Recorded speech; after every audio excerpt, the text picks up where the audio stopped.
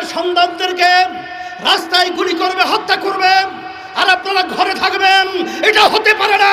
আপনারা আসেন, আমরা আমাদের সাথে আছি ইনশাআল্লাহ। আবু সাঈদের হাতে কোনো অস্ত্র নেই, ওর হাতে কোনো লাঠি নেই। ও একটা মেধাবী ছাত্র, ওর কোনো সন্ত্রাসীর কোনো তালিকা ওর নামে নেই। সেখানে ঠান্ডা মাথায় ওর বুকের ভিতরে একটা নয় কয়েকটা গুলি করে পাখির মতো লুকিয়ে ফেলে হয়েছে।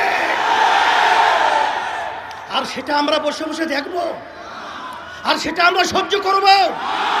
এটা হতে পারে না, হতে দেওয়া যায় না। এর প্রতিবাদে রাস্তায় নামতে হবে। খুনিদের বিচার বাংলার জমিনে করতেই হবে। শুধু তাই না, তাদের বক্তব্যের কারণে আজকে এই হত্যাযজ্ঞ বাংলাদেশে ঘটেছে। আপনারাই আপনাদের সন্ত্রাসীদেরকে উস্কিয়ে দিয়ে